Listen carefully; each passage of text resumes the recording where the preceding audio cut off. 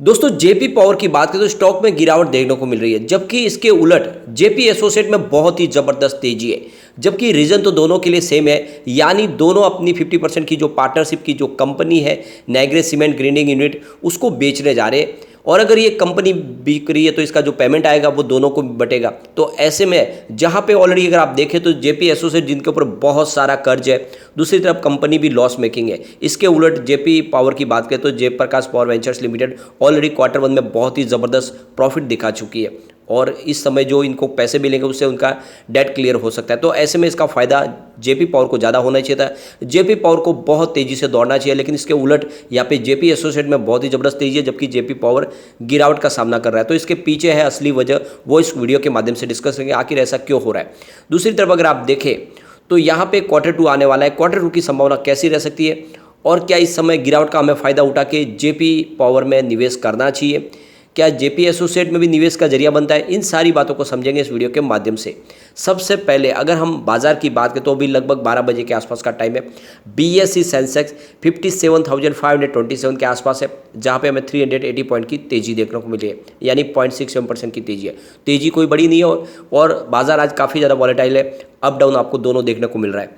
यहाँ पर अगर हम जेपी पावर की बात करें, स्टॉक फिलहाल 7.90 के आसपास है, लगभग 1% की गिरावट देखने को मिल रही है। इसके वॉल्यूम को अगर हम देखें तो पिछले एक महीने पहले इसका 10 करोड़ का वॉल्यूम था, 1 वीक पहले 14 करोड़ का वॉल्यूम होता, कल भी 14 करोड़ का ही वॉल्यूम होता, आज 6 करोड़ का वॉल्यूम हुआ। अभी 12 बजे के आसपास का टाइम है, वॉल्यूम बढ़ने की संभावना है। वॉल्यूम को अगर देखें तो पूरे बाजार में वॉल्यूम के मामले में Jaiprakash Power Ventures Limited number 3 पे है और इस वजह से अगर आप देखें तो काफ़ी बड़े वॉल्यूम में कामकाज हो रहा है, काफ़ी बड़ी बिकवाली हो रही है। अब यहाँ पे जो अपडेट निकल के आ रही है, ये अपडेट जो कह रही है कि जेपी पावर की जो बोर्ड मीटिंग हुई थी उसमें ये फैसला ले लिया गया है कि वो अपनी जो नाइग्रेस सीमेंट ग्राइंडिंग यूनिट है उसको बेचने जा रहे हैं और इसको ये जो बिकवाली होगी उसके बाद जो पैसे मिलेंगे उससे अपने वो डेट को क्लियर करेंगे। तो इस कंपनी की तरफ से इसके अप्रूवल मिल चुकी है, जल्दी इसके लिए दूसरी जो अप्रूवल है वो भी ली जाएगी। अब यहाँ पे देख सकते हो कि ये क्लियरली समझ में आ रहा है कि ये जयप्रकाश पावर वेंचर्स लिमिटेड की जो सीमेंट यूनिट है इसको अदानी ग्रुप ही एक्वायर करने जा रहे हैं। भले ही इस बात को अभी तक किसी ने भी माना नहीं है, चाहे वो जेपी ग्रुप की तरफ से हो या फिर अदानी ग्रुप की तरफ से, इस बात को नहीं माना है, लेकिन किसी ने खंडन भी नहीं किया है और ये डील लगभग फाइनल होने जा रही है।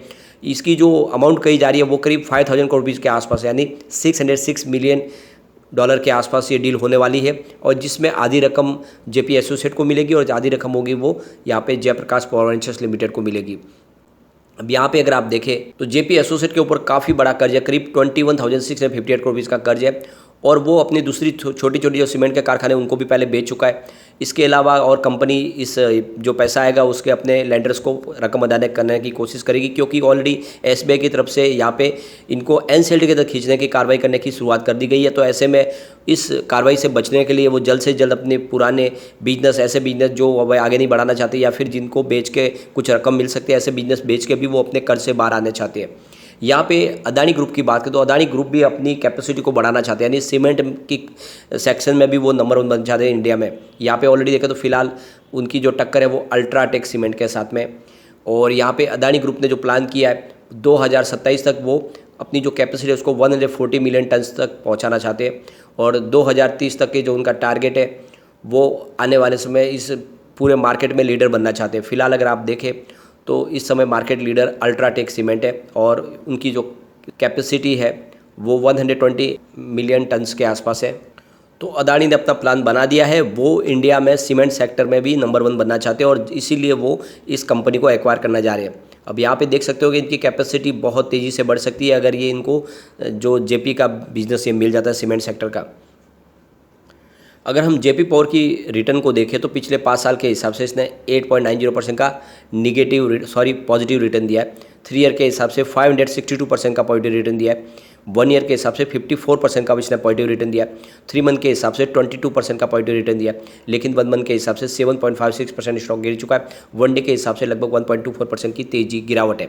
तो ये आप देख सकते हो कि स्टॉक में जो तेजी बनी थी वो वापस 2 दिन में गिरावट हुई, कल भी काफ़ी बड़ी गिरावट हुई, आज भी गिरावट हुई, उस वजह से वो तेजी फिर खत्म हुई। अब इसके पीछे जो सबसे बड़ी वजह निकल के आ रही है वो है एफआई बाजार में बिकवाली शुरू कर चुके हैं। एफआई की कल की बिकवाली बहुत ही ज़बरदस्त थी और यहाँ पे आप देख सकते हो कि जेपी पावर में भी एफआई का भारी निवेश है। ऐसे में जो शॉर्ट टर्म इन्वेस्टर है एफआई, वो एफआई अब यहाँ पे बिकवाली कर रहे हैं। सिर्फ यहाँ पे जेपी पावर में नहीं बल्कि सुजलॉन एनर्जी, रिलायंस पावर, यहाँ पे यस बैंक, इतने जितने छोटे पैनी स्टॉक है जिनमें एफआई की ज़बरदस्त होल्डिंग थी, ये जो पिछले एक क्वार्टर से बड़ी थी, वो अब यहाँ पे अपना प्रॉफिट बुक कर रहे या इस समय वो अपना निवेश निकालना चाहते हैं और इसी वजह से इन सभी स्टॉक में आपको गिरावट देखने को मिल रही है। यहाँ पे आप देख सकते हो एफआई की होल्डिंग जेपी पावर में 1.02% की होल्डिंग दिसंबर में थी, मार्च में मात्र 1.20% की होल्डिंग हुई, थोड़ी सी होल्डिंग बढ़ी थी, लेकिन मार्च से लेकर जून के बीच में होल्डिंग दुगुना से ज़्यादा बढ़ी, यानी 2.83% की होल्डिंग की थी एफआई ने और अब वो एफआई माल बेचना शुरू कर चुके और इसी वजह से आज हमें जयप्रकाश पावर वेंचर्स लिमिटेड में गिरावट देखने को मिल रही है। अब ये आंकड़े आप देख सकते हो, पिछले 3 ट्रेडिंग सेशन से लगातार बिकवाली कर रहे हैं एफआई। 7 अक्टूबर को उन्होंने 2250 करोड़ रुपीज़ की बिकवाली की, 10 अक्टूबर को उन्होंने 2139 रुपीज़ का अपना माल बेचा और 11 अक्टूबर को उन्होंने करीब 4612 करोड़ रुपीज़ की बिकवाली कर दी। तो ये बिकवाली लगभग दुगुना से ज़्यादा हो गई है 11 अक्टूबर को और इसी वजह से ये इन सभी पेनी स्टॉक के अंदर दबाव आने लगा है, क्योंकि एफआई अपनी जो बिकवाली कर रहे हैं उसका नतीजा है कि जितने भी पेनी स्टॉक है वो सारे के सारे धराशायी हो गए इस समय। तो इसके पीछे जो वजह है वो है एफआई ने जो माल बेचा है, इसी वजह से माहौल बिगड़ा है। जबकि अगर आप देखें तो जेपी पावर का जो रिजल्ट था Q1 का काफ़ी ज़बरदस्त था। यहाँ पे देख सकते हो रेवेन्यू 1.82 थाउजेंड करोड़ रुपीज़ निकल कर आया, जहाँ पे 98.95% की हमने ईयर ऑन बेसिस पे बढ़त देखी। नेट इनकम 241.96 करोड़ रुपीज़ निकल कर आई, जहाँ पे 5475% की ईयर ऑन बेसिस के ज़बरदस्त जंप देखने को मिली। नेट प्रॉफिट मार्जिन 13.29% रहा, जहाँ पे 2727% की ईयर ऑन बेसिस पे बढ़त देखने को मिली। तो देख सकते हो कि ज़बरदस्त रिजल्ट रहा है Q1 का, उसके बावजूद भी स्टॉक के अंदर गिरावट हो रही है। जबकि इसके उलट जेपी एसोसिएट की बात करें तो आज स्टॉक के अंदर बहुत ही ज़बरदस्त तेजी है। 12.10 पर स्टॉक 6.61% की शानदार तेजी देखने को मिल रही है और पिछले 5 दिन में अगर आप देखें तो 40% का ज़बरदस्त रिटर्न दे चुका है स्टॉक। 8 रुपीज़ का स्टॉक 12 रुपये तक पहुंच गया है। जबकि यहाँ पे जो इसका रिजल्ट देखें तो हमें आपको लॉस दिखाई देगा Q1 में। यहाँ पे देख सकते हो रेवेन्यू इनका 1.88 थाउजेंड को भी रहा है, जहाँ पे 25.42% की ईयर ऑन बेसिस पे बढ़त देखने को मिली। लेकिन नेट इनकम -376.07 करोड़ रहा, यानी 29.82% की ईयर ऑन बेसिस पे गिरावट देखने को मिली। नेट प्रॉफिट मार्जिन -19.98% रहा, जहाँ पे 3.47% की ईयर ऑन बेसिस पे गिरावट देखने को मिली। तो ये आप देख सकते हो कि यहाँ पे कंपनी को लॉस हुआ है और इसके बावजूद भी जेपीएसओ स्टॉक दौड़ रहा है, जबकि ये जो डील हो इसका दोनों को फायदा होने वाला है। और यहाँ पे जेपीएसओ के ऊपर ऑलरेडी बहुत सारा डेट भी है, कंपनी एनसीएलटी को कार्रवाई होने की प्रक्रिया भी शुरू हो चुकी है। तो ऐसे में ये सारी बातें होने के बावजूद भी स्टॉक जो दौड़ रहा है, तो इसके पीछे वजह यह है कि यहाँ पे एफआई की होल्डिंग काफ़ी कम है। उन्होंने जेपीएसओ में इतनी होल्डिंग नहीं बढ़ाई थी। आप देख सकते हो दिसंबर 2021 में 0.92% की होल्डिंग थी, जो मार्च 2022 में बढ़ के 1.10% हुई और जून क्वार्टर में 1.13% हुई। तो जो शॉर्ट टर्म इन्वेस्टर है एफआई, उन्होंने यहाँ पे जेपी एसोसिएट में बिल्कुल भी इन्वेस्टमेंट नहीं किया था और नतीजा यह है कि उनका जब निवेश नहीं था तो वो बेचेंगे कैसे, और इसीलिए यहाँ पे रिटेल इन्वेस्टर के दम पे ये स्टॉक दौड़ रहा है। जबकि एफआई की जो बिकवाली की वजह से यहाँ पे आपको जेपी पावर में गिरावट देखने को मिले। तो ये है सही इस गिरावट की वजह।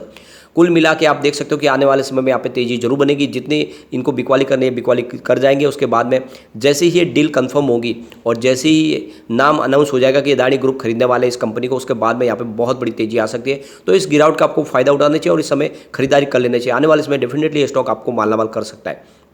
एक बार इसके पिवट लेवल को चेक कर लेते हैं तो यहाँ से और गिरावट होती है तो 7.78 का फर्स्ट सपोर्ट है, ये टूटा तो 7.52 तक स्टॉक जाएगा और नीचे गया तो फिर 7.03 तक जा सकता है। जैसे ही पॉजिटिव माहौल बनेगा तो फिर 8.53 का फर्स्ट रेजिस्टेंस है, इसको पार करते ही 9.02 तक स्टॉक जाएगा और ऊपर गया तो फिर 9.28 तक जा सकता है। तो बिल्कुल बिना डरे इस गिरावट का फायदा उठा के निवेश करना चाहिए। स्टॉक काफ़ी अच्छा है क्योंकि कंपनी लगातार अच्छे प्रॉफिट के साथ में कारोबार कर रही है और इस बार Q2 शानदार रहने की पूरी संभावना है। तो निवेश को बनाए रखे, डरे नहीं। लेकिन फ्रेंड, कोई भी इन्वेस्टमेंट करने से पहले अपने फाइनेंशियल एडवाइजर से बड़े ले ले या अपना खुद का रिसर्च करें, क्योंकि मैंने वीडियो आपके एजुकेशनल पर्पज के लिए ही बनाया। वीडियो पसंद आए तो लाइक से जरूर कीजिए और चैनल को सब्सक्राइब कर दीजिए। Thank you friend.